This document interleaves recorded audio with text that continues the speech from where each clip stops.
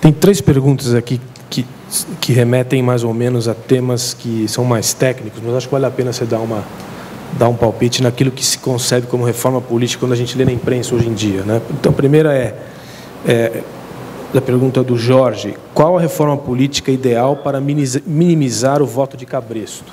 Acho que aqui tem muito a ver com o sistema partidário e eleitoral. A pergunta da Adriana Matos: atitude para a reforma política. Em sua opinião, qual a principal atitude, sublinhado, da sociedade para fomentar uma reforma política séria? E a outra do Cassiano: participação popular é condição no poder?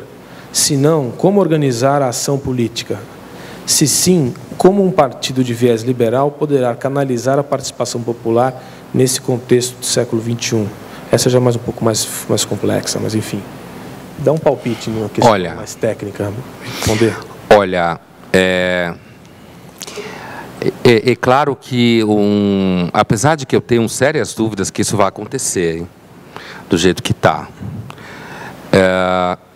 Mas eu digo, acho que a gente precisa correr muita água. E também tem uma coisa que, assim, a situação que a gente está no Brasil é quase hoje uma luta de resistência e uma coisa meio de trincheira, né? Quer dizer, a energia, acredito, para quem não concorda com o que está aí, é a possibilidade de você não ter o mesmo governo daqui a 4 anos em Brasília, né? E antes disso, que algumas coisas sejam feitas no processo, mas, assim, o problema da reeleição é um problema muito grave, né? A reeleição, todo mundo sabe que é um problema grave.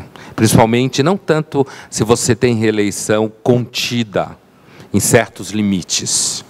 Não necessariamente que você só possa ter o mandato. Isso é uma coisa que já no século XIX, os primeiros grandes autores que discutiram democracia representativa já apontam isso. Que a reeleição tem que ser contida. Porque quando a reeleição não é contida, a possibilidade de você criar novas formas de voto de cabresto é enorme. Por exemplo, a relação, há uma tendência muito grande a toda forma de assistencialismo virar voto de cabresto. Por exemplo, a Bolsa Família só deixa de ser, porque é um voto de cabresto, né? O PT instaurou uma espécie de coronelismo moderno, né? No Nordeste e em algumas outras regiões. Um sistema assistencial funciona, qualquer indicativo que ele funcione de alguma forma é quando as pessoas deixam de usá-lo. O que não acontece normalmente. Você cada vez usa mais, né? E aí o sistema de cabresto é inevitável. Só que, num caso, agora, por exemplo, na última eleição, uma das formas que o PT usou para arrebentar com a Marina e depois com a Aécio foi justamente dizer que eles iam tirar a Bolsa Família, né? Mas eu acho que a primeira coisa é a questão da reeleição. Segundo lugar, eu acredito, mas eu insisto em dizer que eu acho que a gente não vai chegar nisso tão cedo. Uma mudança que fosse minimamente em direção a voto distrital, ou mesmo distrital misto, em que você tivesse uma parte proporcional, que na realidade, o proporcional significa que você vota no partido mesmo sem saber que está votando. Ou seja, outra coisa, acabar com a propaganda política gratuita na televisão. Se você não tiver competência para arrumar dinheiro, sei lá, vai fazer qualquer outra coisa na vida. Vai trabalhar no que você quiser.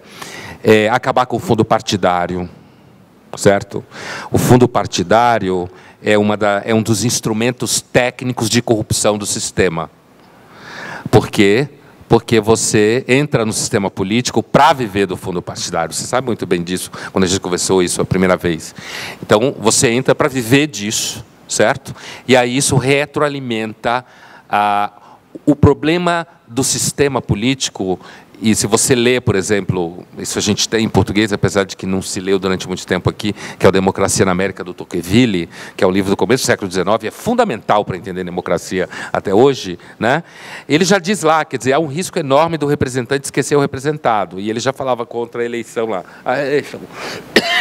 Mas um dos problemas é quando você aumenta um instrumento de corporativismo. E o fundo partidário é um corporativismo, né? Assim como reeleições se limite também ao corporativismo. Então, eu acho, primeiro, portanto, se você retira o financiamento público de campanha, se você retira a propaganda de graça na televisão, se você retira o fundo partidário, mesmo que a gente tenha menos políticos, não vai ser tão ruim assim, se a gente tem menos políticos, né, no primeiro momento. Mas, assim, isso faz com que o político ele tenha que ficar mais perto daquela pessoa que está votando nele.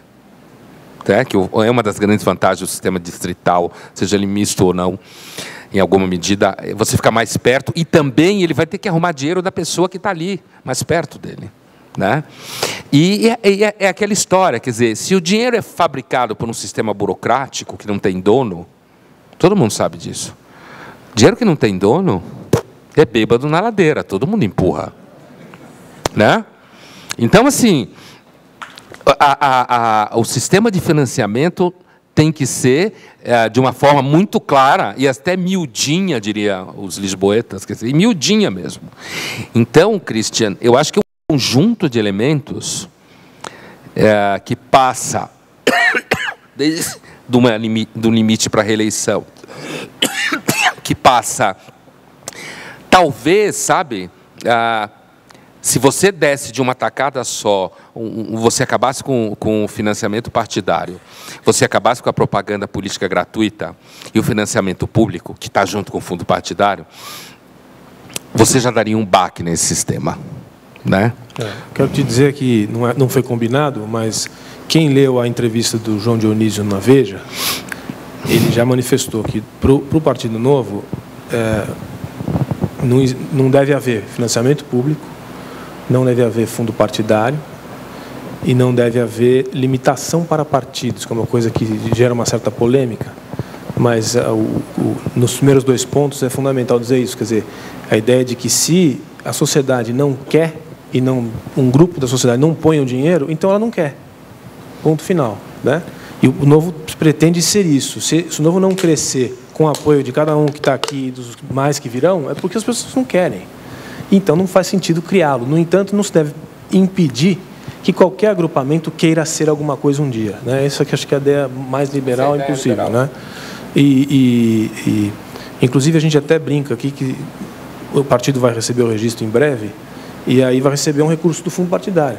Então, o que vocês vão fazer com o recurso? Bom, provavelmente nós vamos tentar usar para alguma coisa útil, mas não seria uma má ideia usar para uma campanha contra o fundo partidário, né? O pessoal brinca, é uma brincadeira que se faz.